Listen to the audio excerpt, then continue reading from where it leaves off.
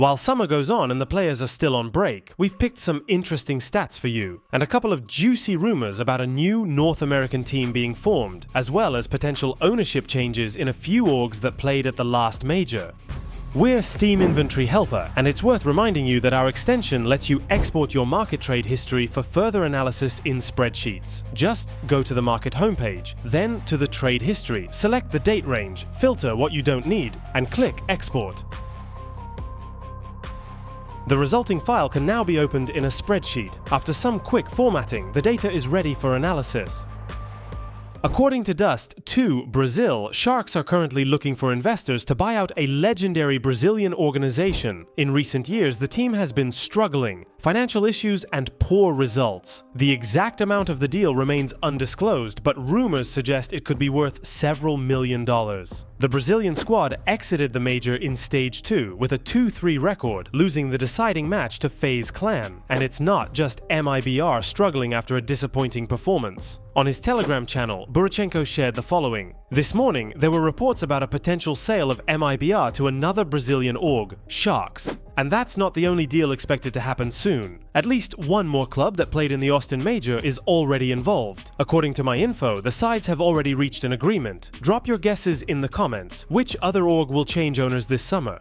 The HLTV portal, in collaboration with Blast, released the list of players awarded the EVP medal at the Austin Major. As a reminder, MVP is given to one best player, while EVP is awarded to multiple players who consistently performed at a high level throughout the tournament. As expected, Donk came the closest to taking the MVP. Only 1 out of 7 maps with negative stats. Looks like a default for a rising star and an easy ride to the final.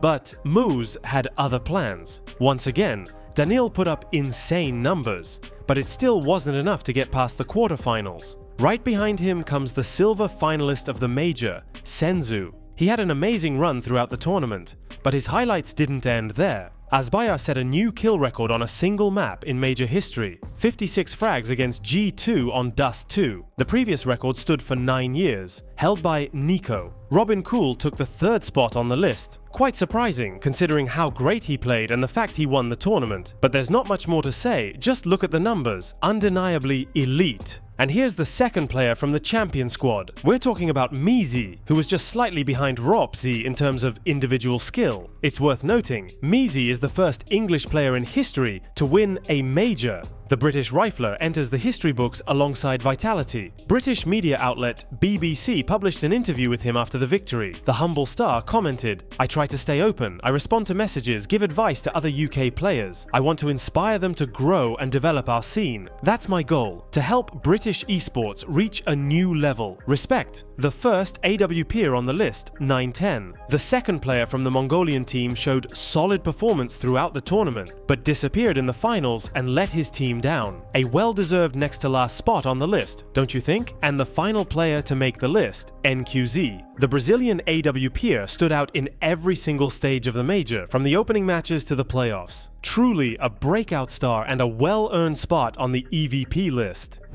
Dream Team. In addition to the EVP players, Blast also released the all-star lineup of the major. Here's who made it in Apex. As the best IGL, his CT side calling helped the team win 62.5% of rounds, not to mention his 1.37 rating in the final. Zaiwu, the AWP role, obviously. Who's even surprised? 1.42 rating. Donk took the opener role, a fully deserved pick. Daniel averaged an insane 1.28 kills per round. Rops, lurking and backstabbing since forever. Robin was on point with pistols, 1.58 rating on pistol rounds alone. Vitality's lurker also finished with a 1.28 overall rating. Yuri, the Brazilian, locked down his bomb site and became the best anchor of the tournament. Smart nade usage plus solid aim equals 91.3 average damage per round.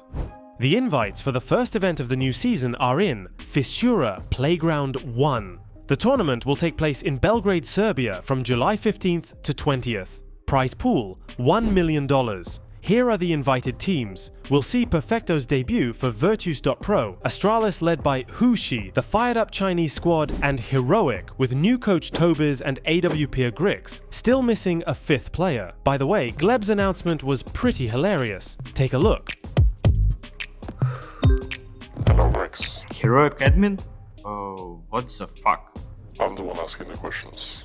Simple calls you a fucking bot. What is your response? I call him a worst bot. Okay. How do we know that you're better than Brokey?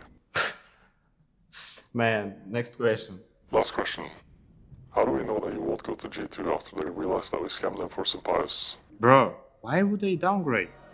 Fun fact, the average age of the players attending is just under 23, and Furia is the only top 10 team on the list. It's a tier 2 brawl, but HLTV ranking points are still very much on the line. One of the most popular North American orgs is planning to build a CS2 roster next year. The CEO of Sentinels promised to do it the right way. We'll probably enter in 2026 or 2027, but if we do, it'll be with real NA ambitions. Sentinels don't have many rosters, but in Valorant, they're one of the most well-known organizations. They've had several ex-CS players on their Valorant roster, 10Z, Zelsis, and Boston Major champ Tarek. The latter still streams under the org's banner. We're watching with great interest to see how it turns out.